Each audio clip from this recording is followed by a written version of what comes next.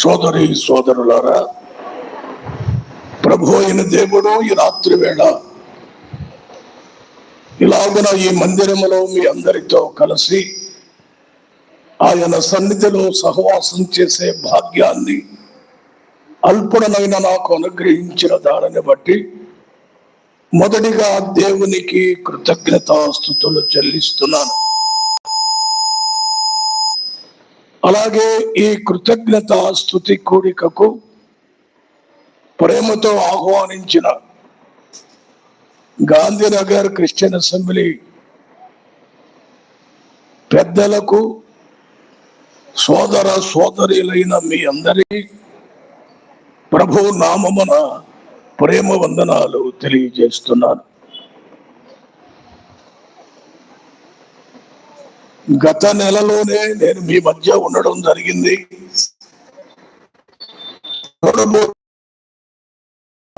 ఆస్థాన బోధకుడిలాగా తయారుతున్నట్టున్నది. వారి ప్రేమ, వారి యొక్క ఆహ్వానము.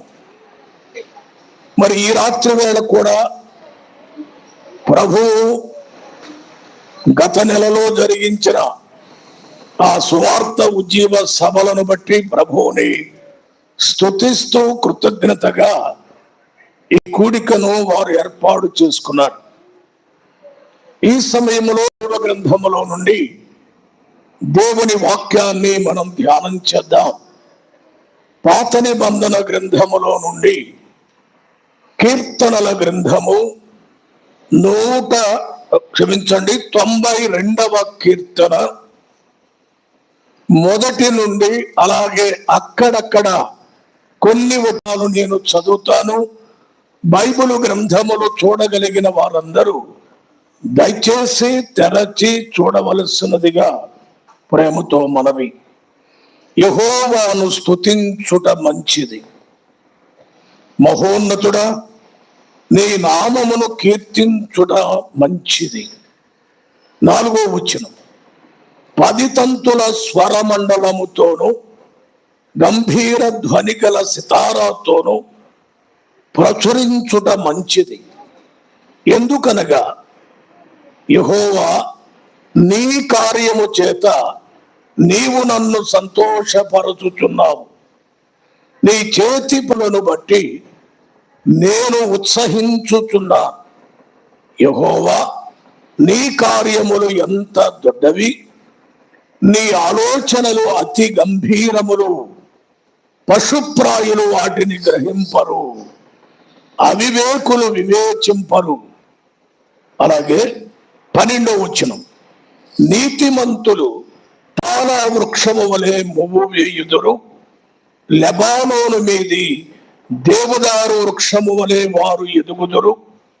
యెహోవా మందిరములో నాటబడిన వారై వారు మన దేవుని ఆవరణములలో వర్ధిల్లుదురు. అలాగే 15వ వచనం, వారు ముసలితనమందు ఇంకా చిగురు పెట్టుచుందురు, సారము కలిగి పచ్చగా నుందురు. ప్రభు ఈ వాక్య భాగములను దీవించున్నట్లు తలను వంచితే ప్రార్థన చేసుకుందాం. దయగలిగిన మా తండ్రి, కృపగలిగిన మా నాయన, మీ పరిశుద్ధ పాదములకు మరొకసారి స్తోత్రాలు వందనాలు చెల్లిస్తున్నాం. గొప్పదేవా, మీ చిత్తమును బట్టి ఏర్పాటు చేయబడిన ఈ కృతజ్ఞత స్తుతి కూడికను బట్టి ఎంతో ఆనందిస్తూ మిమ్మల్ని కొనియాడుతున్నాం. గత నెలలో ఈ సంఘము ద్వారా మీరు జరిగించిన గొప్ప సభలను బట్టి, అందులో మీరు చేసిన మహోపకారములను బట్టి మిమ్మను ఈ రాత్రి బహిరంగముగా స్తుతించాలని ఏర్పాటు చేయబడిన ఈ కూడికలోనికి మీరు మమ్మను ప్రవేశింపజేశారు. మీకు స్తోత్రాలు. ఈ సమయంలో కొద్ది నిమిషాలు మీ మాటలు వినాలని ఆశిస్తూ ఉండగా, నిలువబడిన వాడు నిష్ప్రయోజకుడు, మనుష్యుడు ఒట్టివాడు గనుక మనుషుని మరుగుపరచి మహిమగల దేవ, చదువుబడిన మీ మాటలను దీవించి చక్కని మేలుకరమైన వివరణను మీరు మాకు దయచేయుమని, నమ్మని వారికి రక్షణ, నమ్మిన నీ బిడ్డలకు ఆదరణ మీ మాటల ద్వారా కలిగించుమని, చేరి వచ్చిన బిడ్డలందరినీ దీవించి అందరి హృదయములను నీ వాక్యము వైపు ఆకర్షించుమని ఈ మనవులు మా రక్షకుడు విమోచకుడైన యేసు క్రీస్తు అతి శ్రేష్టమైన నామమని ప్రార్థించి వేడుకొనుచున్నాము తండ్రి, ఆమేన్. ప్రభునందు ప్రియ సోదరి సోదరులారా, ఈ సమయంలో 92వ కీర్తన అక్కడక్కడ కొన్ని వచనాలు మనం చదువుకున్నాం. ఇది చాలా పెద్ద కీర్తనే, 15 వచనాల కీర్తన. నేను అక్కడక్కడ వచనాలు చదువుతున్నప్పుడు మీపించవచ్చు, ఎన్ని వచనాలు చదువుతున్నాడు, ఎంతసేపు ప్రసంగిస్తాడో అని మీరు అనుకోవచ్చు. చదివినది ఎక్కువైనా సందేశము మాత్రము తక్కువగానే ఉంటుంది అని ముందుగా మీకు మనవి చేస్తున్నాను. ఈ 92వ కీర్తన ఎలాంటి కీర్తన అంటే, పై భాగములో చిన్నక్షరాలతో వ్రాయబడింది ఏముందో చూడండి.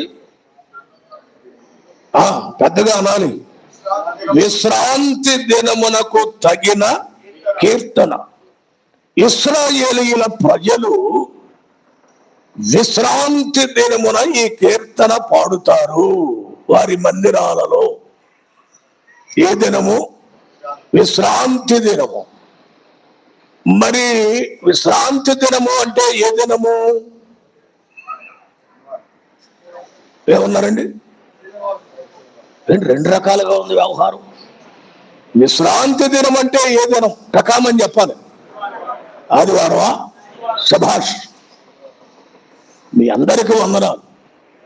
మీకు వాక్యం చెప్పడం చాలా సులభం, ఎందుకంటే ఎన్నిసార్లు చెప్పినా పాపం మర్చిపోతారు. అది గొప్పతనం.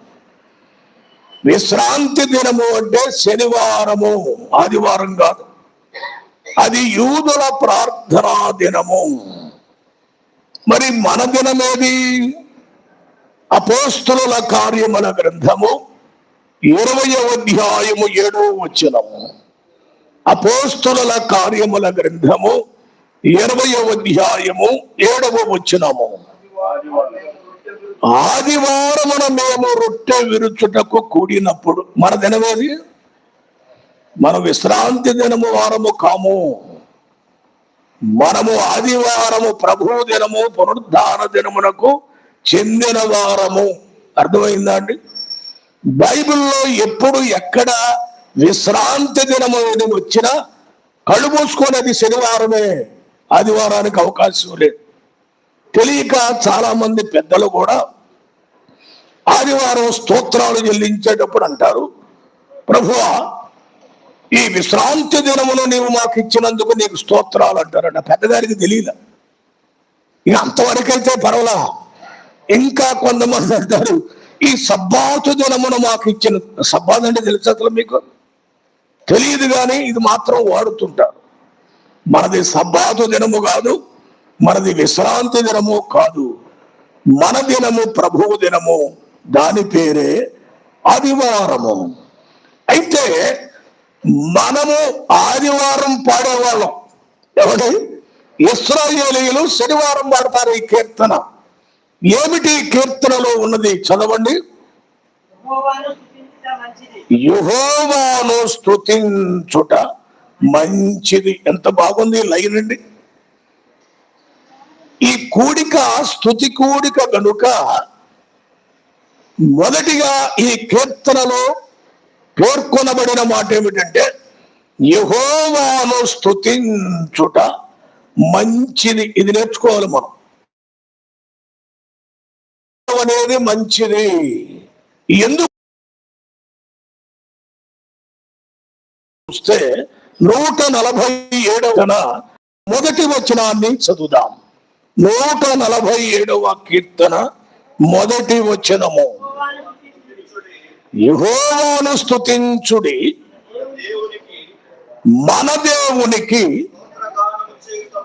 స్తోత్రగానము చేయుట మంచిది. వినండి, ఎటువంటిదండి అది? అది మనోహరము. స్తోత్రము చేయుట ఒప్పిదము. దేవుని స్తుతించుడనే దాన్ని అది మనోహరము, అది ఒప్పిదము అన్నారు. క్రైస్తవ జీవితంలో దేవుని పిల్లలమైన మనం ఎల్లప్పుడూ దేవుని స్తుతించే వారుగానే ఉండాలి. దావీదు అనుభవంలోనికి వెళితే ఆయన అంటాడు, నేను ఎల్లప్పుడూ యెహోవాను సన్నుతించెదను అంటాడు. మనకిది అలవాట్లేదు. ఏదైనా జరిగినప్పుడు, ఒక గొప్ప కార్యం జరిగినప్పుడు, మన ఇంట్లో ఏదైనా మనం అనుకున్నది జరిగినప్పుడు మాత్రమే స్తుతిస్తాం.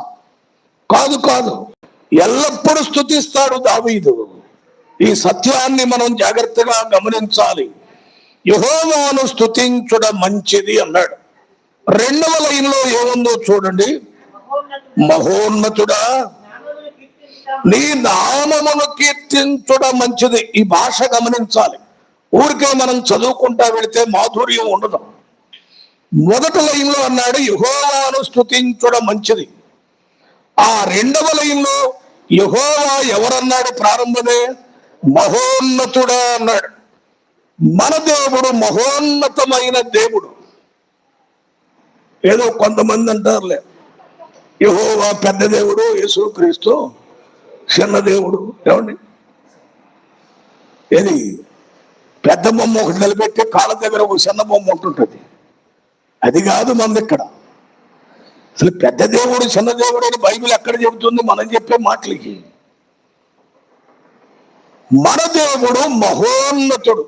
యెషయా గ్రంథంలోకి వెళ్తే తిప్పక్కర్లేదు. నేను మహోన్నతుడైన దేవుడను, మహోన్నతమైన స్థలములలో నివసించువాడను అన్నాడు. మన దేవుడు ఉండే స్థలము కూడా మహోన్నతమైనది.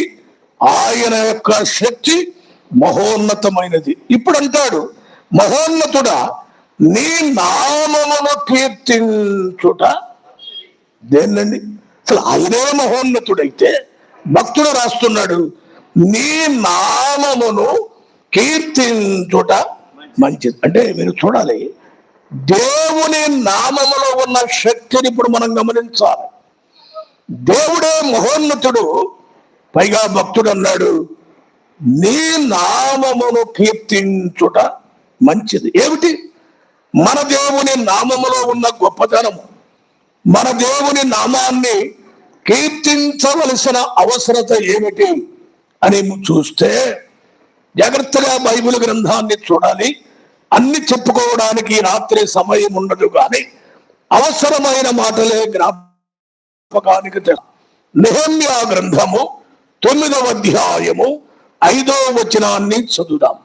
ఆయన నామము ఎంత గొప్పదో నెహెమ్యాలో మనం చదువుతాం. నెహెమ్యా గ్రంథము 9వ అధ్యాయము 5వ వచనము.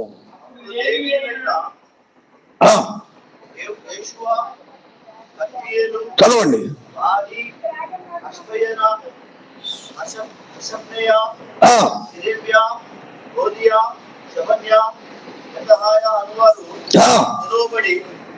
నిరంతరము నీకు దేవుడయ్యున్న యెహోవాను స్తుతించుడని చెప్పి ఇలాగు స్తోత్రము చేసిరి. వినండి వినండి వినండి, ఇప్పుడు జాగ్రత్తగా వినాలి ఈ మాట. సకల ఆశీర్వాద స్తోత్రములకు మించిన నీ ఘనమైన నామము. విన్నారండి? మన దేవుని నామము సకల ఆశీర్వాదములకు మించిన ఘనమైన నామం. అసలు నామమే ఎంత గొప్పదంటే ఆ నామమును ధరించిన దేవుడు ఎంత గొప్పవాడండి. అందుకే భక్తులు కొనియాడుతున్నారు. అంత మాత్రమే కాదు, ఆయన నామము యొక్క ప్రభావ శక్తి చూద్దాం. యెషయా గ్రంథము 42వ అధ్యాయము 8వ వచనాన్ని చదువుదాం. యెషయా గ్రంథము 42వ అధ్యాయము 8వ వచనము. యెహోవాను నేనే, ఇదే నా నామము, నేను ఎవనికి నా మహిమను ఇచ్చువాడను కాను. మీరు గమనించండి, ముందన్నాడు యెహోవాను నేనే, నా నామమును మరి ఎవనికి నా మహిమను ఇచ్చువాడను కాను. అంటే ఎవనికి ఇవ్వబడనంతటి గొప్ప నామము మన దేవుని నామం. చూడండి, మనకి ఈ సంగతులు తెలియదు. దేవుని గురించి ఆలోచన చేస్తాము కానీ దేవుని నామము యొక్క గొప్పతనాన్ని మనం చెప్పుకోలేకపోతున్నాం. మరొక మాట చెప్తాను, ఇప్పుడు క్రొత్త నిబంధనలో ఆయన నామము యొక్క గొప్పతనాన్ని చూద్దాం. యోహాను సువార్త 1వ అధ్యాయము 12వ వచనాన్ని చదువుదాం. యోహాను సువార్త 1వ అధ్యాయము 12వ వచనము. తన్ను ఎందరు అంగీకరించిరో వారికందరికి, అనగా తన నామమునందు విశ్వాసముంచిన వారికి దేవుని పిల్లలగుటకు ఆయన అధికారము అనుగ్రహించెను. యేసుక్రీస్తు ప్రభు నామము క్రొత్త నిబంధనలో చూస్తున్నాం. తన్ను ఎందరూ అంగీకరించిరో, అనగా తన నామమందు, ఈ పదం చూడండి, నా యందు విశ్వాసం ఉంచువాడు ఇక్కడ వాడింది. ఏమన్నాడు? తన నామమందు, యేసు నామమందు విశ్వాసముంచువాడెవడు, లేక వారందరూ దేవుని పిల్లలగుటకు ఆయన అధికారం అనుగ్రహించిన. ఇదేమిటండి? యేసయ్య నామము యొక్క గొప్పతనం ఎంతంటే, విశ్వాసం ఉంచితే చాలు మనకేమొచ్చుద్ది? అసలు ఆయన పిల్లలమయ్యే అధికారం అంటే ఎక్కడి నుంచి వస్తుంది? ఇది విశ్వాసము ద్వారా, యేసు నామమందలి విశ్వాసము ద్వారా ఆయన పిల్లలమయ్యే అధికారము వస్తుంది. ఇంకా ఆయన నామము ఎంత గొప్పది అంటే, యోహాను సువార్త 14వ అధ్యాయము 14వ వచనాన్ని చదువుదాం. యోహాను సువార్త 14వ అధ్యాయము 14వ వచనము. చూడండి, యేసుక్రీస్తు ప్రభు అంటున్నారు, నా నామమున మీరు నన్నేమి అడిగినను నేను చేతును. యేసు నామములో ఎంత పవర్ ఉందండి! నా నామమున మీరు నన్నేమి అడిగినను. నామం ఎవరిది? యేసు నామమే. అడగాల్సింది ఎవరిని? యేసునే. అడిగితే ఏం చేస్తాడు? ఆయన నామము ద్వారా అడిగినవి చేస్తాను అంటున్నాడంటే యేసు నామములో ఉన్న శ్రేష్టత. మరలా కూడా చెప్తారు చూడండి ఆ నామము యొక్క గొప్పతనం. అపోస్తుల కార్యముల గ్రంథం 3వ అధ్యాయము 6వ వచనము. అపోస్తుల కార్యముల గ్రంథము 3వ అధ్యాయము 6వ వచనం. శృంగారమును దేవాలయములో పేతురు యోహానులు ప్రార్థనా కాలమున మందిరానికి వెళుతున్నారు. ఆ మందిర ద్వారము దగ్గర పుట్టినది మొదలుకొని కుంటివాడైన ఒక మనుష్యుడు భిక్షం అడుగుతూ ఉన్నాడు. పేతురు యోహాను చూచి భిక్షం అడిగాడు. ఏమన్నాడు పేతురు గారు? అంతటా పేతురు, వెండి బంగారములు నా యొద్ద లేవు గాని నాకు కలిగినదే నీకిచ్చుచున్నాను. నజరేయుడైన యేసు నామమున లేచి నడుము.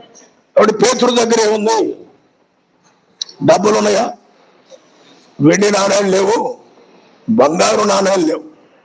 అంటే ఆనాటి అపోస్తులు సేవకుల దగ్గర చిల్లర కూడా ఏమీ లేదు. మీరు గమనించాలి, వారికి బాహ్య సంబంధమైనవి ఏమి లేవు కానీ ఆయన అన్నాడు, నాకు కలిగినదే అన్నాడు. పేతురు ఏం కలిగి ఉన్నాడు? నజరేయుడైన యేసు నామం. ఇది మనకు అవసరం. మనకు డబ్బులు ఉన్నాయి కానీ యేసు నామం మన దగ్గర లేదు. మనకి వెండి బంగారాలు ఉన్నాయి కానీ యేసు నామం పవర్ లేదు దగ్గర. యేసు నామం ఉంటే ఏ ఒక్కర్లేదని మీరు అర్థం. అక్కడ ఉందా మనకు? పొద్దున్న లేస్తే అవి లేవు, ఈ లేవు, ఈ కట్టడానికి లేవు, ఈ కట్టడానికి లేవు, ఈ దిగుళ్ళు, ఈ బాధలు తప్పితే యేసు నామాన్ని కలిగి ఉంటే కలిగే గొప్ప ధైర్యము ఈవేళ మనకు లేదు. సరే, పేతురు అన్నాడు, నాకు కలిగినదే నీకు ఇస్తున్నాను అంటూ ఏం కలిగి ఉన్నాడో చెప్పాడు. నజరేయుడైన యేసుక్రీస్తు నామమున లేచి నడువుము అన్నాడు. డబ్బులు గొప్పయా? పుట్టినది మొదలుకొని కుంటివాడైన మనుష్యుడు స్వస్థపరచడం గొప్పదా? అని పైగా ఏదో కాళ్ళు నొప్పి అయితే పోవటం కాదు. వాడి గురించి ఏమి రాయబడింది? పుట్టినది మొదలుకొని కుంటివాడు. మీరు ఇటువంటి వారిని ఎక్కడైనా బాగు చేయటం మీరు చూచారా? మీరు కరెక్ట్గా చెప్పాలి. ఎందుకంటే మీకు ఈ స్వస్థతలో బ్యాచ్ తగులుతుంటారుగా. కుంటోళ్ళు నడిపించాడు, గడ్డలు పోయింది లేదు నీకు కనపడదుగా. ఇప్పుడు కనబడేది మీరు ఎప్పుడన్నా ఒక పోలియో పుట్టుకతో వచ్చిన వాడిని తీసుకెళ్ళి నడిపించమనండి. అసలు మీకు తెలుసా అండి, అటువంటి వాళ్ళని స్టేజ్ మీదకి రాకుండా ఇలా బ్యాచ్ ఉంటారు, అడ్డుకుంటారు. మీరు కాదంటారు. ఎందుకంటే వాళ్ళు తెస్తే అయ్యగారు పొరుగు పోతుంది, అయ్యగారు నడిపించలేడు. కారణం ఏమిటంటే యేసు నామం యొక్క శక్తిని మీరు కలిగిన వారు కాదు. ఆనాటి అపోస్తులు కలిగిన నామం ఏంటంటే వాళ్ళకి డబ్బులు లేదు. ఇప్పుడు సేవకులకు ఏం కావాలి? ఈ టీవీ వాళ్ళకి ఏం కావాలి?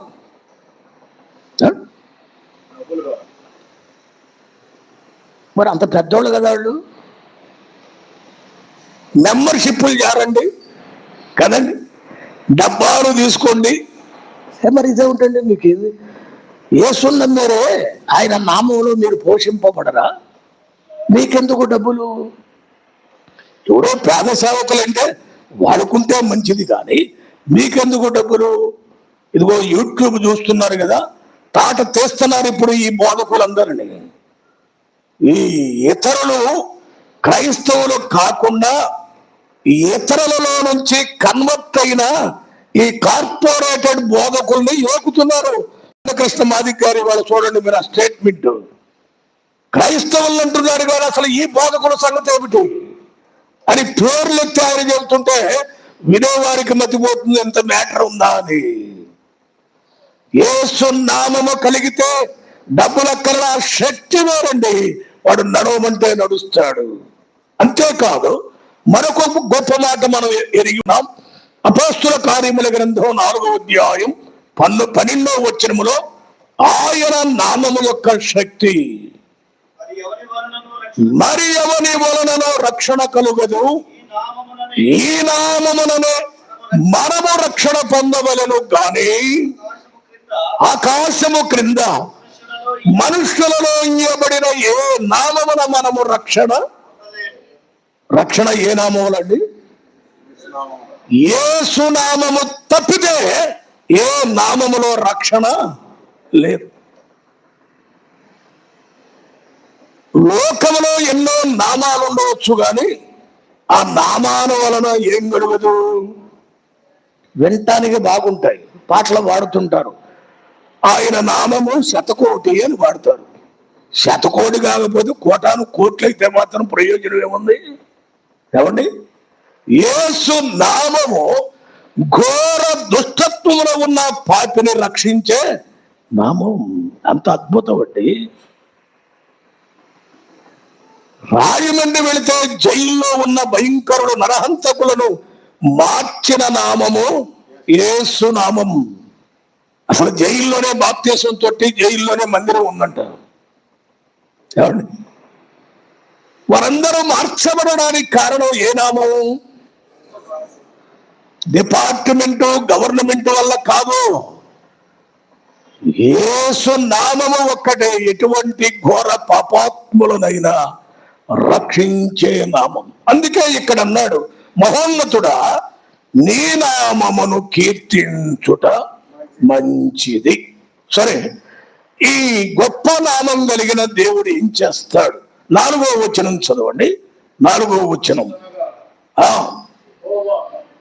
ఎందుకనగా యెహోవా నీ కార్యము చేత నీవు నన్ను సంతోషపరచుచున్నావు. భక్తుడు అంటున్నాడు, యెహోవా నీ కార్యము చేత నీవు నన్ను సంతోషపరచుతున్నావు అన్నాడు ఈ భక్తుడు. నీ కార్యం అంటే ఏ కార్యము? మీరు బైబిల్ చదివేటప్పుడు సింగులర్ గా వాడబడిందా, ప్లూరల్ గా వాడబడిందా, అంటే ఏకవచనములో ఉందా, బహువచనములో ఉందో తేడా గమనించాలి.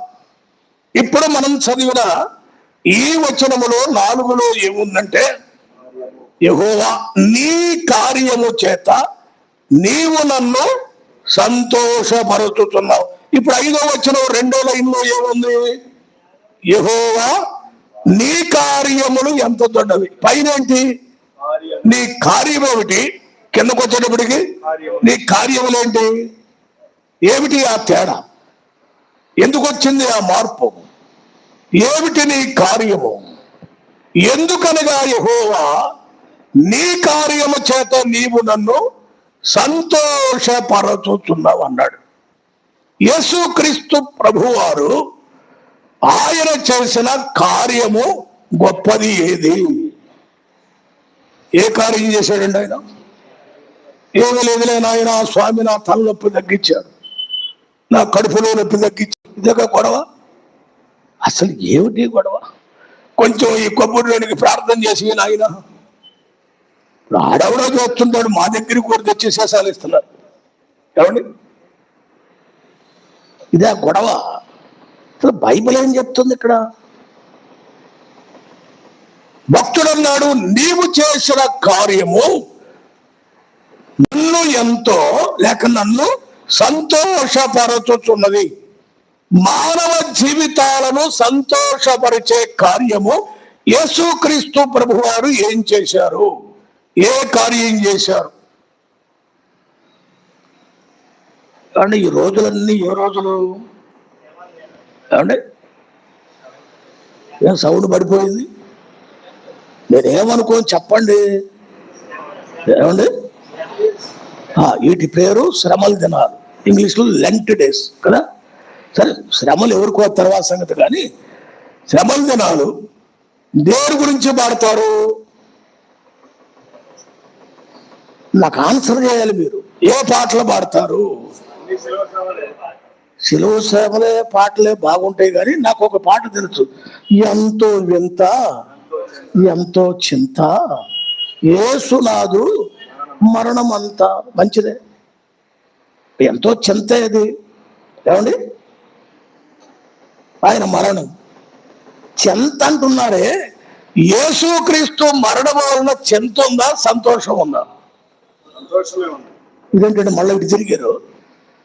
మీరు పాడేది ఆ పాట, నేను అడిగితే ఏమంటారు? మీరు సంతోషం అంటారు ఏంటి? నాకు అర్థం కాలేదు.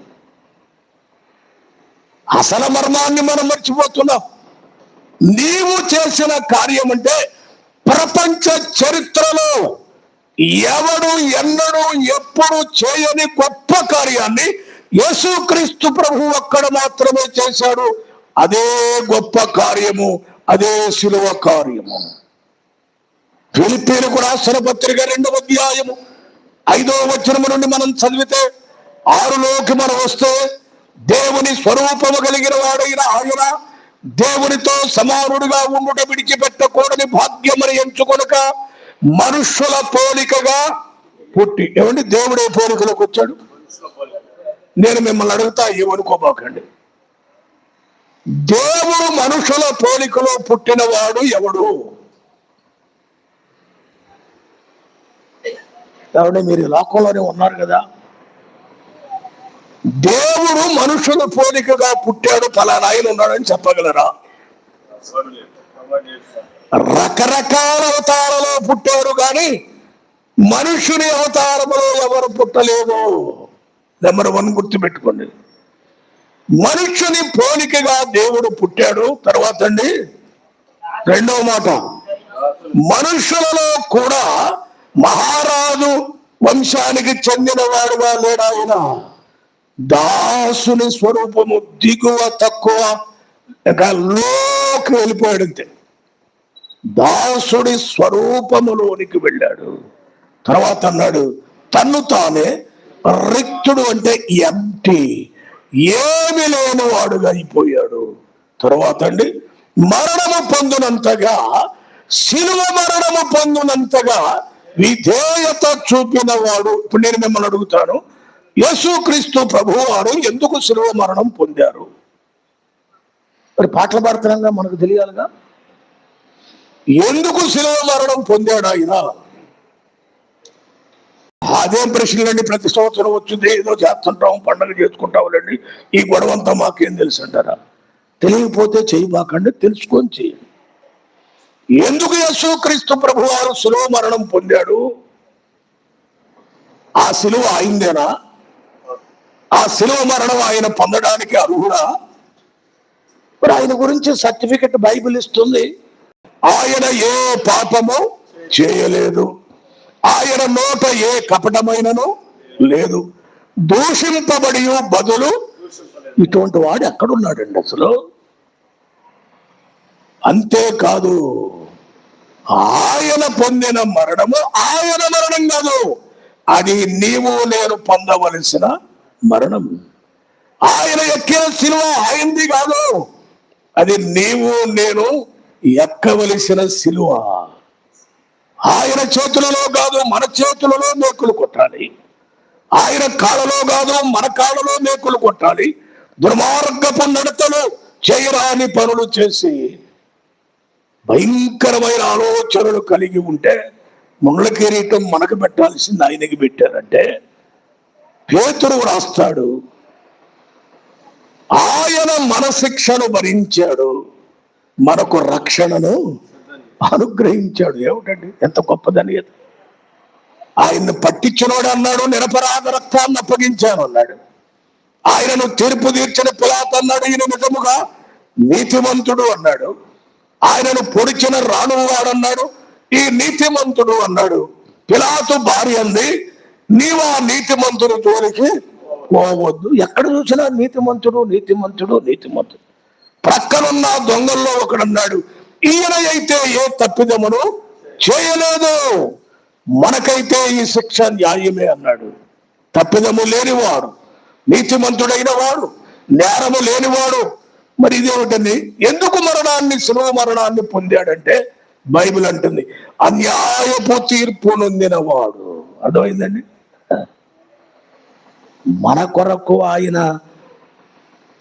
తన శరీరాన్ని, తన రక్తాన్ని, తన ప్రాణాన్ని కల్వరి శిలువలో ధారపోసాడు. అంటే నీవు చేసిన గొప్ప కార్యము నన్ను సంతోషపరచుచున్నది అన్నాడు. శిలువ ద్వారా ఏం కలుగుతుందండి? హెబ్రీయులకు రాసిన పత్రిక 12వ అధ్యాయములోనికి రండి. హెబ్రీయులకు రాసిన పత్రిక 12వ అధ్యాయము 2వ వచనం చదువుతారా అండి? చదివేసేయండి, కిందకి రండి.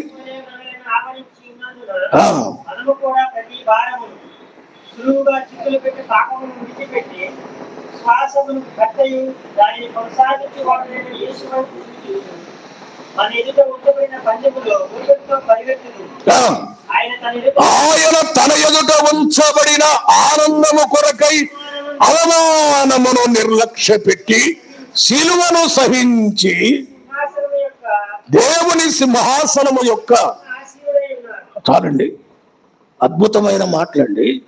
అవమానమును నిర్లక్ష్య పెట్టాడు, శిలువను సహించాడు. ఎందుకు? ఆయన తన ఎదుట ఉంచబడిన ఆనందము కొరకై. ఏమండి, యేసుక్రీస్తు ప్రభువారు శిలువలో వేలాడుతూ ఏడుస్తున్నాడా, ఆనందపడుతున్నాడా? మీరు నా వైపు చూసి చెప్పాలి. ఆయన ఏడుస్తున్నాడా, సంతోషపడుతున్నాడా? ఈ వాక్యం ఏమంటుందండి?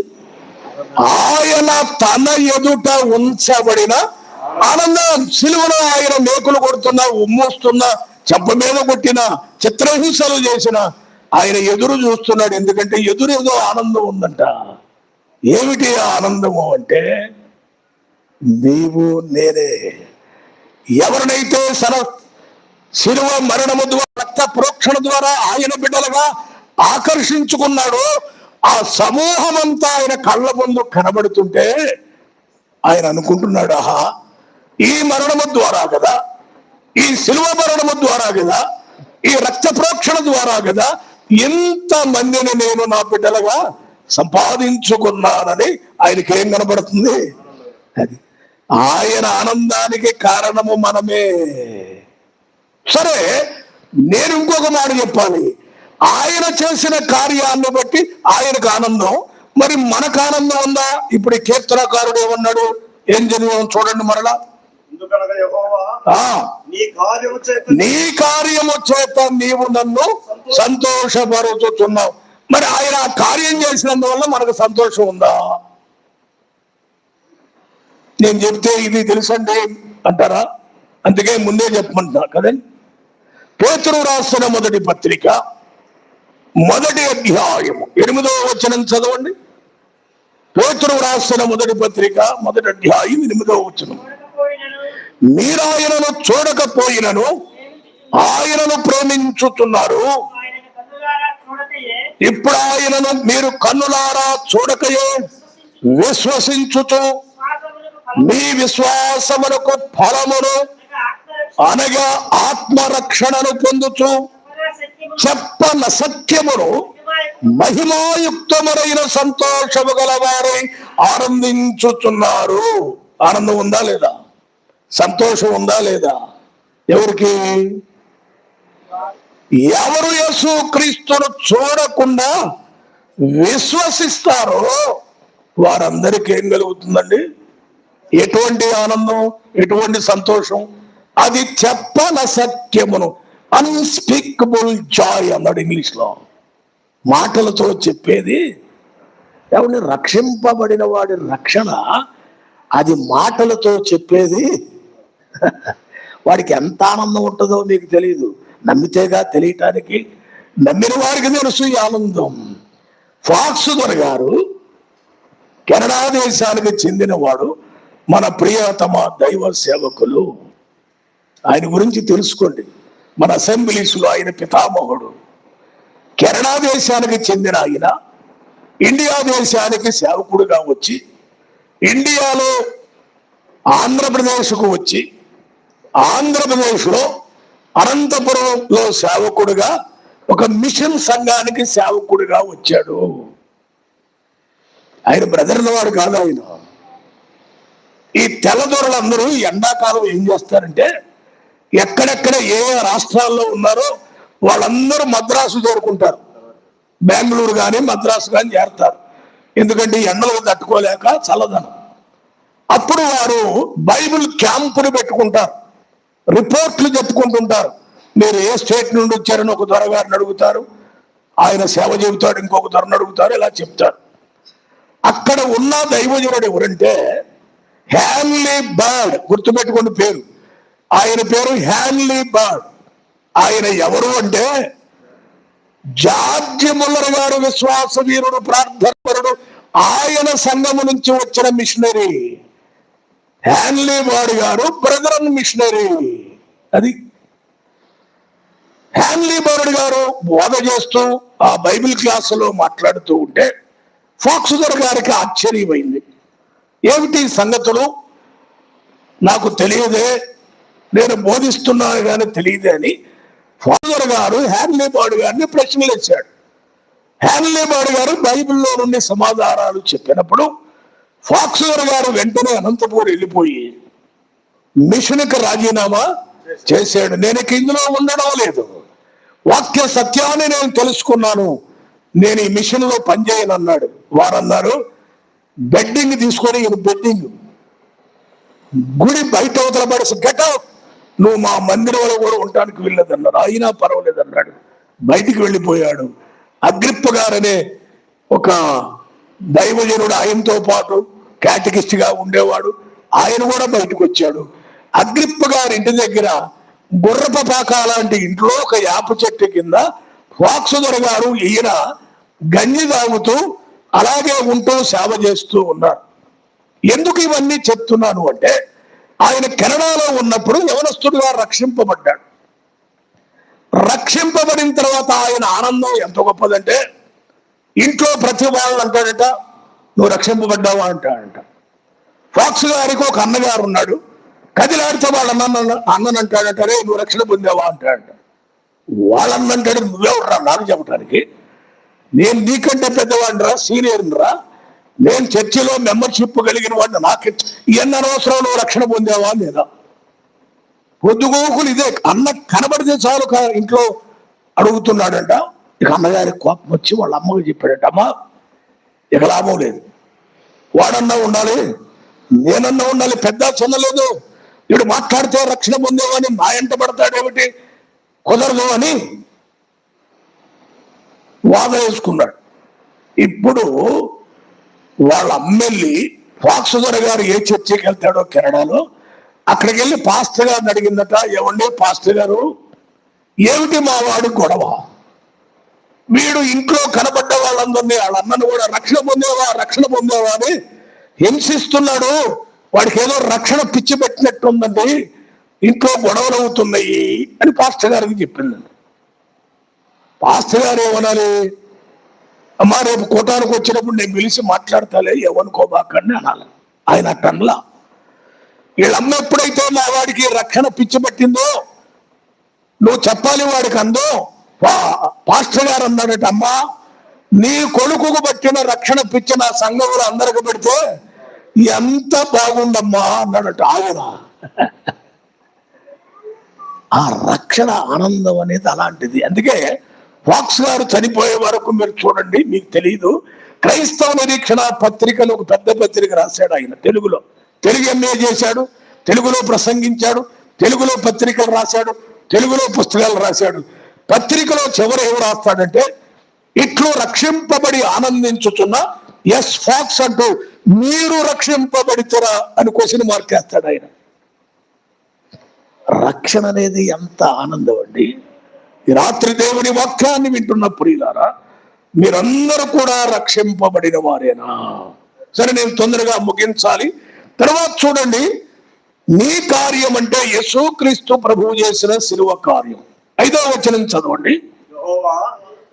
నీ కార్యములు ఎంత దొడ్డవి. 5 ప్రారంభం సార్. నీ చేతి పనులను బట్టి నాకు రిఫరెన్స్ బైబిల్లో 5లో ఉంది. నీ చేతి పనులను బట్టి నేను ఉత్సహించుచున్నాను. చూడండి, భక్తుడు అన్నాడు, నీ కార్యాలను బట్టి సంతోషిస్తున్నాను. తర్వాత నీ చేతి పనులు బట్టి నేను ఉత్సహించుచున్నాను. నేను మిమ్మల్ని అడగమంటారా, దేవుడు ఏమి చేతి పనులు చేశాడు? ఏమండి, దేవుడు ఏ చేతి పనులు చేశాడు? ఇప్పుడు మనల్ని అడిగితే చెబుతాం మనం. చేతి పనులు అంటే చాలా మంది చెబుతారు, కుట్టేవాళ్ళు, వడ్రంగి వారు, రకరకాల మన చేతి వృత్తులు ఉంటాయి. మరి భక్తుడు అంటున్నాడు, నీ చేతి పనులను బట్టి నేను ఉత్సహించుచున్నాను అన్నాడే. దేవుడు ఏ చేతి పనులు చేశాడు? ఎక్కడన్నా ఆయన చేసిన పనులు మీకు గుర్తున్నాయా? ఇప్పుడు మన బోధకులంతా యేసు ప్రభు వారు వడ్రంగి పని చేశాడు అంటాడు. అది వాస్తవం. కానీ నేను ఒక మాట అడుగుతా, ఎక్కడ చేసినట్టుంది? ఏమన్నా స్టూల్ చేశాడా, మంచం చేశాడా, ఏమన్నా ఏం చేశాడు? ఇప్పుడు మా నాన్నగారు, ఆయన పూర్వకాలం వడ్రంగి, వాళ్ళ తండ్రుల కాలం నుంచి వడ్రంగులు, మా నాన్నగారు కూడా వడ్రంగే. ఆయన చెప్పేవాడు, నేను చేసిన వస్తువులు సంతరావుల్లో ఉన్నాయి, నేను చేసిన బీరువాలు తిమ్మసోదరులో ఉన్నాయి, నేను చేసిన దర్వాజాలు సాల్మన్ హాస్పిటల్లో ఉన్నాయి, నేను చేసినవన్నీ పలాని చోట్ల ఉన్నాయి అంటాడు. ఎందుకంటే ఆయన చేతి పని అది. మరి దేవుడు చేసిన చేతి పనులు ఏంటి? భక్తుడు అంటాడు, నీ చేతు పనులను బట్టి నేను ఉత్సహించుతున్నాను అన్నాడే. సరే నేనే చెప్తానండి. కీర్తనల గ్రంథం 8వ కీర్తన 3వ వచనము. కీర్తనల గ్రంథము 8వ కీర్తన 3వ వచనం. అదిగోండి, నీ చేతి పని అయిన నీ ఆకాశములను నీవు కలుగజేసిన చంద్ర నక్షత్రములను నేను చూడగా నీవు మనుషుని జ్ఞాపకము చేసుకొనుటకు వాడు ఏ పాటి వాడు? దేవుడు చేతి పనితో ఏం చేశాడంట? ఆకాశాలు ఆయన చేత్తో చేశాడు. సూర్య చంద్ర నక్షత్రములను చేత్తో చేశాడు. చేతి పని ఆయన చేతి పని. కీర్తనల గ్రంథం చదివితే చాలా మధురం. ఇవన్నీ చేసిన తర్వాత వాటన్నిటినీ ఎవరికి అప్పగించాడు? అదే కీర్తన 8వ కీర్తన 6వ వచనం చదవండి. 6వ వచనం, నీ చేతి పనుల మీద అధికారం ఇచ్చి ఉన్నావు. ఏమండి? దేని మీద అండి? ఆయన చేతి పనుల మీద. ఉదాహరణ, ఏదేను తోటనేసింది ఎవరు? ఏమన్నా తెలుసా? ఏదేను తోటనేసింది దేవుడే, అవునా కదా? ఆదాము అవ్వలం చేసింది దేవుడే. మరి వాళ్ళకేం అప్పగిచ్చాడు? తీసుకోండి, ఈ తోట గీట మొత్తం మీకే అప్పగిస్తున్నా, ఏలుకోండి అని ఇచ్చాడు. ఆయన చేతి పనిని తన బిడ్డలకు చేతికి అప్పగించాడు. ఇవాళ మనం బతుకుతున్నాం, కూలీ నాలి పనులు చేసుకుంటున్నాం అంటే ఈ మన పనులు కాదు, ఆయన మనకు అప్పగించినవి మర్చిపోకూడదు. తర్వాత ఏమన్నాడండి? నీ యెహోవా నీ కార్యములు ఎంత దొడ్డవి, నీ ఆలోచనలు అతి గంభీరములు. విన్నారండి? ఆయన కార్యాలు ఎటువంటి అని ఆ భాష చూడండి. నీ కార్యములు ఎంత దొడ్డవి. దొడ్డవి అంటే ఏమండి? దొడ్డవి అంటే తెలుగు భాషలో తలకాయ నొప్పి ఉంటుంది. దొడ్డవి అంటే దొడ్ల పాలు దొడ్ల పెరుగు కాదు. దొడ్డవి అంటే గొప్పవి అని అండి. యెహోవా నీ కార్యములు ఎంత దొడ్డవి అన్నాడు. ఏం కార్యాలు చేస్తాడు ఆయన? ఏమండి? ఎలా ఉంటాయి కార్యాలు? యోబు గ్రంథం 9వ అధ్యాయము 10వ వచనము. యోబు గ్రంథము 9వ అధ్యాయం 10వ వచనము. ఎవడునో తెలుసుకొనలేని మహత్తైన కార్యములను ఏమండి వినండి పదం. ఎవడును, ఆ ప్రారంభం చూడాలి మనం. ఎవడును తెలుసుకొనలేని మహత్తైన కార్యములను. ఏమండి? ఆయన చేసిన కార్యాలను కనిపెట్టడానికి ఇంతవరకు శాస్త్రవేత్తలకు ఏమీ తెలుసంటారా? అబ్బా, సైన్స్ అండి, సైన్స్ డెవలప్ అయిందండి, కంప్యూటర్ యుగం అండి, తెలియంది ఏముందండి, చంద్రమండలానికి వెళతారండి, అక్కడ నుంచి చాలా గ్రహాలలోకి వెళ్తారా? వెళ్ళమను. ఎక్కడికి వెళ్తామండి? చంద్రమండలం ఎందుకండి? ప్రభు ప్రశ్నించాడు యోహాను సువార్త 3వ అధ్యాయంలో నికోదేము సందర్భంలో, గాలి ఎక్కడి నుండి వస్తుందో ఎక్కడికి పోద్దో నీకు ఎవరిని? మీరు చదువుకున్నారు కదా, మీరు ఏమైనా చెప్తారు? గాలి ఎక్కడ స్టార్ట్ అవుద్ది? మీరు కరెక్ట్గా చెప్పాలి. చల్లని గాలి అండి, తూర్పు గాలి, సముద్రపు గాలి అన్నట్టు ఎక్కడ స్టార్ట్ అవుద్ది అది? ఏ శాస్త్రవేత్తనన్నా చెప్పమానండి. సరే, మన మీద నుంచి వెళ్తుంది, హాయిగా ఉంది, ప్రాణానికి భలే గాలి కొడుతుందని బయట మంచం వేసుకుంటాం. ఈ గాలి ఎక్కడికి వెళ్ళి ఆగుతుంది? ఏ శాస్త్రవేత్తకు తెలుసు? గాలి సంగతి తెలియనోడికి ఎందుకు గాలి మాటలు? ఆయనంతా ఈయనంతా కదండి. అసలు దేవుడి జ్ఞానం ఉందా ఈ అమాయకులకి? అసలు గాలి దాకా ఎందుకంటే మన కళ్ళ ముందు మనకు తెలియని చాలా ఉన్నాయి. తెలుసు అనుకుంటాం మనం. ఏం తెలుసు మనకు? నేను మిమ్మల్ని అడుగుతాను, నొప్పి అంటే తెలుసా మీకు? నొప్పి తెలియదంటే ఎవరి చేతన కొట్టిస్తా. ఇప్పుడు నొప్పి అంటే తెలుసు కదా. తెలుసు అని మీరు అంటున్నారు, నేను నమ్మను. ఎందుకంటే అది నాకు చూపించాలి. మీరు ఆ నొప్పి ఎట్లుంటుందో చూపించండి. నాకు చూపిస్తారా? నాకు చూపించలేరు, కానీ నన్ను కూడా గోపు మీద కొడితే నొప్పి తెలుసుద్ది, కానీ చూపించలేరు. నొప్పి చూపించలేరు. అబ్బా అంటారే, ఏంట్రా అంటే అబ్బో కాలు దెబ్బ తగిలి. ఎక్కడుంది అక్కడ?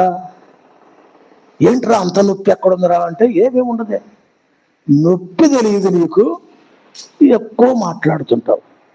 అసలు తూర్పుకి పడమరకి దూరం ఎంతో తెలుసా? తూర్పు ఎటుంది? అనుమానపడుతున్నారు మీరు. అరే అప్పుడప్పుడు అంటుంటారు, ఏదైనా పోగొట్టుకున్నా ఏదైనా ఇబ్బంది కలిగిన ఏమంటారు, తూర్పు తిరిగి దండం పెట్టుంటారు. మూసుకొని చెప్పే మాట మేము పిల్లలకు బోధించేది ఏమిటంటే, తూర్పు ఎటుందో ఏం చూపించం, సూర్యుడు ఏ దిక్కున పుడతాడో అదేరా తూర్పు అంటాం. పిల్లలకు అర్థం అవుద్దా లేదా? వాడు బయటికి వెళ్ళి చూస్తాడు, సూర్యుడు ఇటే ఉన్నాడు సార్, తూర్పు అంటాడు. అది మరి ఆ తూర్పు ప్రారంభం ఎక్కడ, ఈ పడమర ముగింపు ఎక్కడ? ఎక్కడుండి మనం తూర్పు అంటున్నామే, మన వెనకున్నవాడు కూడా ఏమంటాడు, కానీ వాళ్ళ మనం పడమటోళ్ళు అంటున్నాం, కానీ వాడంటాడు వాడికి ఇది తూర్పు అంటాడు. వాడికి పడమడు ఎక్కడుంది మరి? తూర్పు పడమరలు తెలియనోడు కూడా ఇవాళ పెద్ద ఉపన్యాసాలు చేస్తూ దేవుడు ఎక్కడున్నాడు అంటాడు. ఇది తెలిస్తే దేవుడు తర్వాత తెలుస్తాడు నీకు. ఏమండి, మనుషుడు ఎవడు అర్థము చేసుకోలేని గొప్ప కార్యములను ఆయన చేస్తాడు. ఇంకో గొప్ప మాట ఉంది, యోబు గ్రంథం 37వ అధ్యాయం 5వ వచనము. యోబు గ్రంథము 37వ అధ్యాయం 5వ వచనము.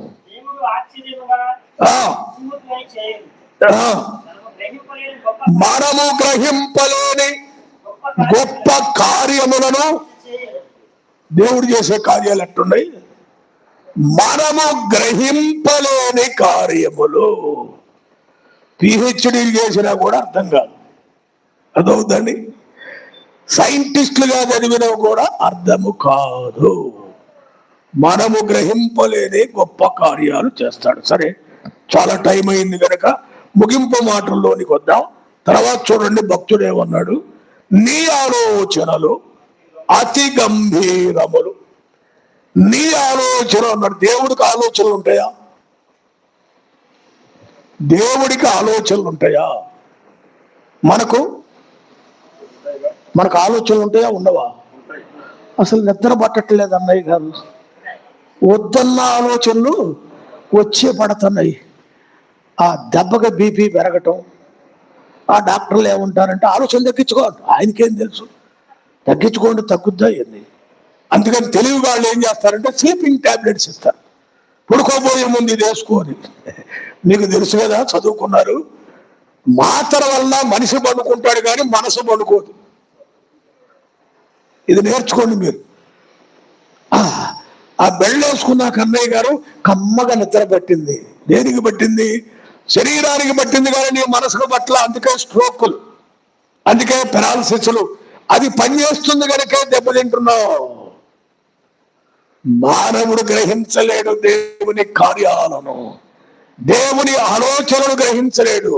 కానీ ఒక ప్రశ్న, దేవుని ఆలోచనలు అన్నాడే, దేవునికి ఏం ఆలోచనలు ఉంటాయి? మనకంటే సంసారాలు ఉన్నాయి, పిల్లకాయలు చదువులు, పిల్లల పెళ్ళిళ్ళు, ఉన్న గది జాలక ఇంకొక గది కట్టుకోవాలి, ఇవన్నీ మనకుంటాయి. దేవుడికి ఏం ఆలోచనలు ఉంటాయి? ఆయనకి ఏమైనా భార్యా బిడ్డలు ఉన్నారా? ఆయనకి ఏమైనా సంసారం ఉందా? ఆయనకి ఏమైనా ఇల్లు ఉందా? ఓడదీసి గట్టిది కట్టుకోవాలని ఏమైనా ఉందా? మరి ఏమిటి ఆయన ఆలోచనలు? ఎవరి గురించి ఆలోచన చేస్తాడని? నీ ఆలోచనలు గంభీరములు అన్నాడే, అతి గంభీరములు. ఎవరిని గురించి అంటే దేవుడు నీ గురించి, నా గురించి ఆలోచన చేస్తున్నాడు. అర్థమవుతుందా అండి? ఈ సత్యాన్ని మనం గమనించాలి.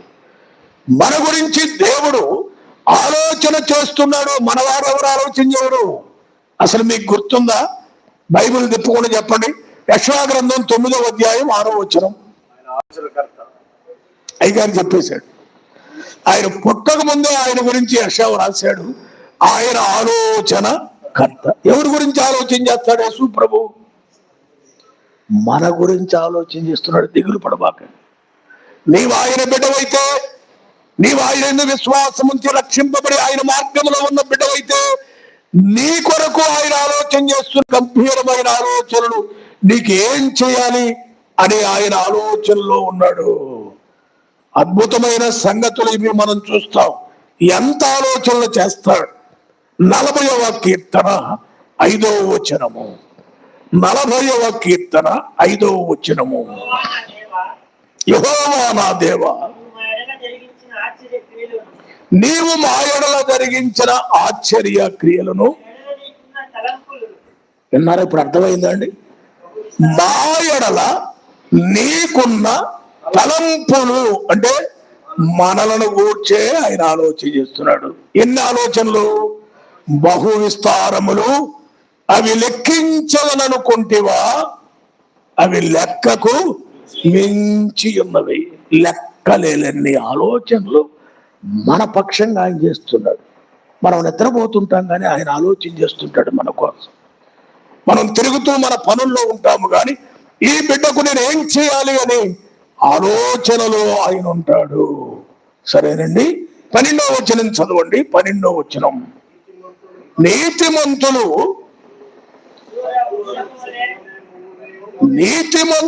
ఖర్జూర వృక్షము వలె. అది నీతిమంతులు అంటే ఎవరు? కోటానికి వచ్చిన వాళ్ళందరా? పండగ చేసిన వాళ్ళందరా? ఇప్పుడు దాకా ఏం చెప్పుకున్నాం? ఎవరు యేసుక్రీస్తును రక్షకునిగా అంగీకరించారో వారి పేరు నీతిమంతులు. వారు ఏం చేస్తారు? నీతిమంతులు ఖర్జూర వృక్షము వలె మొవ్వు వేయదు. ఏమండి, ఖర్జూరపు చెట్టుని ఎవరన్నా చూసారా? కొంతమంది చూచుంటారు. కొన్ని తోటలు ఉన్నాయి మన ఆంధ్రప్రదేశ్లో కూడా. ఇక దుబాయ్, అరేబియన్ కంట్రీస్ లోకి వెళ్తే మొత్తం అయ్యే ఈత చెట్లు లాగా ఉంటాయి ఖర్జూరపు చెట్లు. దానికి ఉన్న లక్షణం ఏంటంటే ఎంత కాలము గడిచినా కూడా ఖర్జూరపు చెట్టుకున్న లక్షణం అది మువ్వు వేసుకుంటూనే పోతుంది. దానికి హాల్టింగ్ లేదు. మీకు అర్థమైందా? ఎందుకు ఖర్జూరపు చెట్టును పోల్చాడంటే కొంత దూరం ఎదిగి అక్కడ ఆగిపోదు. దానికి మువ్వు నిరంతరము మువ్వు వేస్తుంది. రాగున నీతిమంతులైన దేవుని పిల్లలు ఖర్జూర వృక్షము వలె మువ్వు వేస్తారు. కొటేషన్ చెప్పడానికి టైం లేదు, చదువుకు వెళుతున్నాను. లెబానోను మీది దేవదారు వృక్షము వలె వారు ఎదుగుదురు. రెండవ మాట, దేవుని పిల్లలైన నీతిమంతులు. ఇందాకేమో ఖర్జూర చెట్టు వలె మువ్వు వేస్తారు. రెండవది లెబానోను వలె దేవదారు వృక్షము వలె ఎదుగుదురు. ఈ లెబానోను దేవదారుకు చాలా ప్రత్యేకత ఉంది. ఆ చెట్లుకి సొలొమోను మొదలుకొని మహాభక్తులంతా మందిరాలు కట్టేటప్పుడు ఈ లెబనోను దేవదారు వృక్షాలని కల్పన చేస్తారు. దానికి ఉన్న గొప్పతనం ఏంటంటే అది ఎదుగుతూనే, చూడండి ఇందాకదేమో మువ్వేస్తూనే పోతుంది. ఈ దేవదారు వృక్షాలు ఎదుగుతూనే ఉంటాయి. క్రైస్తవ జీవితం అంటే అదే, ఎదుగుతూనే ఉండాలి, మువ్వేస్తూనే ఉండాలి. 13వ వచనం, యెహోవా మందిరములో నాటి చిగురయ్యాలి అంటే ఎక్కడ ఉండాలి?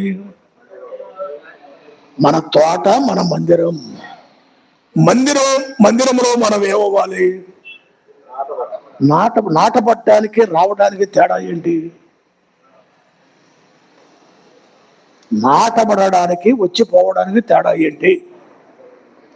ఇప్పుడు ఈ రోజుల్లో చర్చీలు ఎక్కువైనాయి. ఒక వ్యక్తి నాతో అంటున్నాడు, అన్నగారు మార్నింగ్ మన మందిరం టైంకి ముందు ఒక చర్చికి వెళ్ళొస్తాను నేను, తర్వాత మన మందిరం అయిపోయిన తర్వాత ఈవినింగ్ ఇంకో చోటకి వెళ్ళి వస్తాను నేను అంటున్నాడు. అంటే ఈ చెట్టు ఇది ఎక్కడ నాటబడి రౌండ్ లేస్తుంటది, ఎక్కడ కూలిపోద్దో ఎక్కడ పడిపోద్దో ఇక తెలియదు. దావీదేమన్నాడు 52వ కీర్తన 8వ వచనంలో, నేను దేవుని మందిరములో పచ్చని ఒలీవ చెట్టు వలె మొక్క నాటితే చెట్టు అవ్వాలంతే. సంఘములో, దేవుని సంఘములో నాటబడుట అంటే మన జీవితాలు ముగిసే వరకు కూడా సంఘ సహవాసాన్ని కలిగి ఉండాలి. నాటబడిన వారై మన దేవుని ఆవరణములలో వర్ధిల్లుదురు. ఇది గుర్తుపెట్టుకోండి. కొటేషన్ చెప్పడానికి వీల్లేదు. మనము మన కుటుంబాలు వర్ధిల్లాలి అంటే మనం ఎక్కడుండాలి? మీకు ఇది తెలియదు. ఇంట్లో ప్రార్థన చేసుకుంటానండి, స్వామిని తలుచుకుంటే. నువ్వు తలుచుకునేది ఇంట్లో ప్రార్థన చేసుకునేది ఎందుకు? చేతగాక దేవుడు గుళ్ళు కట్టమన్నాడు. దేవుడు ఎందుకు మందిరాలు కట్టమన్నాడు? ఇప్పుడు మేధావులు బయలుదేరారు, అక్కడికి రాకపోతే ఇంట్లో చేసుకోవట్లా. మా నాన్నగారితో ఒక ఆయన అన్నాడు, అడిగాడు ఈయన, ఏమయ్యా మందిరానికి రాకూడదా అన్నాడు. ఏమండి ఆనందం గారు, ఎక్కడుంటే చాలండి, అక్కడికి అవసరం లేదంట. ఎక్కడ ఉండాలా? ఎక్కడుంటే చాలంట. మా నాన్న అన్నాడు, అసలు నిజంగా నీకు అక్కడుంటే నువ్వు అక్కడికి రాకుండా ఉండలేవు, ఎవరికి చెబుతావు ఈ డూప్లికేట్ మాట్లాడినాడు. భలే తెలియదు. మాకు ఒక మిత్రుడు ఉన్నాడు, ఇప్పుడు కూడా ఉన్నాడులే, కొంచెం తగ్గింది మాకు బాంధవ్యం. రోజంతా మాతో తిరుగుతాడు, ఊర్లు తిరుగుతాడు, బయట తిరుగుతాడు. మందిరానికి రా అంటే, సత్యంబాబు గారు ఆ మాట అడగవద్దు మీరు, అసలు నాలాంటి పాపాత్ముడు ఆ మందిరంలో అడుగు పెట్టడానికి వీల్లేదు, మీరు 100 చెప్పురా అంటాడు. ఇది పెద్ద మోసం అండి. మరి అసలు మందిరం నీలాంటి వాడికే పాపుల్ని పిలువ వచ్చానన్నాడు ప్రభు. రావంటే మీరు 100 చెప్పండి, నాలాంటి వాడు అక్కడ నువ్వు పెట్టకూడదు. అడుగు పెట్టలా ఎంతవరకు కూడా. మరి అట్నే పెట్టకుండానే పోతాడేమో తెలియదు, కానీ ఏమిటో చమత్కారంగా మాట్లాడతారు. మన దేవుని ఆవరణములు మనం వర్ధిల్లాలి అంటే అక్కడ ఉండాలి. 122వ కీర్తన ఇంటికి వెళ్ళి చదువుకోండి. చివరి మాట ఏమిటంటే అద్భుతమైన మాట, 15వ వచనం, వారు ముసలితనమందు ఇంకా చిగురు పెట్టుచుందురు, సారము కలిగి. బాబా దేవుడు ఎంత ఆధిక్యత ఇచ్చాడండి నమ్మిన వాళ్ళకి. వారు ముసలితనమందు ఇంకా చిగురు పెట్టుచుందురు. ఈ మాట ఒప్పుకుంటారా మీరు? ముసలితనంలో చిగురు పెడతారా? నా వెనక మేకల మరీదాస్ గారు ఉన్నారు, నా ఎదురు నల్లిపోగు నాగయ్య గారు ఉన్నారు. ఏమండి ముందు వెనక చెప్పా నేను, ముసలితనమందు ఇంకా చిగురు పెడతారా? నాగయ్య అన్న గారు కలకలు నవ్వుకుంటున్నాడు. ఏమో చిగురులోనే ఉన్నాం అన్నట్టుగా. మంచిది, దేవుడు మిమ్మల్ని దీవించుగాక, మీ ఇద్దరిని కూడా దీవించి దీర్ఘాయుసు అనుగ్రహించునుగాక. మన దేవుడు చాలా మందికి మైండ్ పనిచేయట్లేదు, పిచ్చి నవ్వుతున్నారు. ఇప్పుడు వయసు పెరిగింది కానీ మనం మోడు పలకరిస్తే ఊరికే నవ్వుతున్నారు. ఎవడంటే అర్థం కావట్లేదు.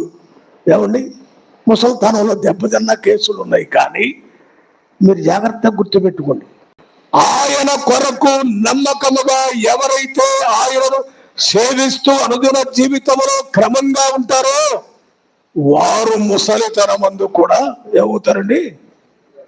చిగురు పెడతారు, చిగురు పెడతారు. ఎవడి దావీదు ముసలోడు అయ్యాడు, మైండ్ ఏమైనా పోయిందా? పోయిందా? ఇస్సాకు ముసలివాడయ్యాడు, మైండ్ ఏమైనా పోయిందా? అది వాక్య సత్యం.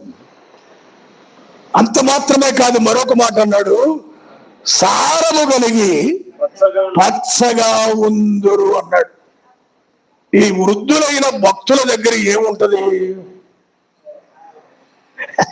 నాగే గారు చెప్పేశారండి, సారం ఉంటుంది అన్నాడు. అర్థమైందని? సారము, సారము అంటే భక్తి సారము వారి దగ్గరే మనం నేర్చుకోవాలి. ఇవాళ రాను రాను మనకు పెద్దలు ఎవరు కనబట్టం లేదు, పైగా సుగురు లేదు, సారము లేదు, ఏమండి ఏమీ లేదు. ఎందుకంటే ఆనాటి భక్తులు ఈవేళ కనుమరుగవుతున్నారు. భక్తుల దగ్గర సారం. మీకు ఒక మాట చెప్తాను. మా నాన్నగారు, ఆయన పెద్ద వయసే, ఆయన తీవ్రమైన షుగర్ పేషెంట్. ఆయన షుగర్ వలన చూపు పోయింది, కాలు కూడా తీసేశారు. అయినా మీకు తెలుసో లేదో, వీళ్ళందరికీ తెలుసు, 20 సంవత్సరాలు కళ్ళు లేకపోయినా అనర్గళంగా బైబిల్ బోధిస్తాడు ఆయన. చదివే వ్యక్తి తప్పు చదివితే ఈయనంటే అది కరెక్ట్ గా సరిచేయి, నువ్వు చదివిన తప్పు అంటాడు ఎక్కడుండే. అంత జ్ఞాపక శక్తి ఉంటుంది. ఆయన బెడ్లో ఉన్నప్పుడు నాకున్న గొప్ప భాగ్యం ఏంటంటే, నాకు ఆయన గైడ్. నాకు ఆయన నిఘంటు, నాకు ఆయన కామెంటరీ. నేను ఎప్పుడు కూడా బైబిల్ గురించి నాకు తెలియని సంగతులు ఆయన మనసులో ఉన్నప్పుడు అక్కడ కూర్చొని అడిగితే అనర్గళంగా చెప్పేవాడు. ఫలాని చోట ఫలాని వాక్యం ఉందో చదువు, ఇలా ఉంటుందని చెప్పేవాడు. ఎంత ధన్యతగా ఉండేదో. వృద్ధాప్యంలో వారు చిగురు పెట్టటువంటి అదే సారము కలిగంటే వాళ్ళ దగ్గర ఉన్న సారం. వెంటనే నేను మోకరించి ఫలాని చోట మీటింగ్కి వెళ్తున్నాను, ప్రార్థన చేయండి అంటే ప్రార్థించేవాడు. ఆ రాత్రి అద్భుతమైన సేవ జరిగేది. సారం ఉంది వారి దగ్గర. గనుక నమ్మకంగా జీవితాలు కొనసాగించినప్పుడు వయసు పెరిగినందువలన చింత లేదు, కానీ వారు మరలా చిగురుస్తూ ఉంటారు, సారము కలిగి ఉంటారు. 65వ కీర్తన 11వ వచనములో కూడా దావీదు అన్నాడు, గుర్తుందా? ఏమన్నాడు? నీ జాడలు సారమును వెదజల్లుచున్నావు. అంటే జాడలనగా దేవుని అడుగు జాడుల సారం పెద్దల దగ్గర ఉంటుంది. ఆ సారాన్ని మనం పొందుదాం. దేవుడి మాటలను ఈ రాత్రి వేళ మనందరి వినికిడిలో దీవించి ఆశీర్వదించునుగాక. ఆమేన్.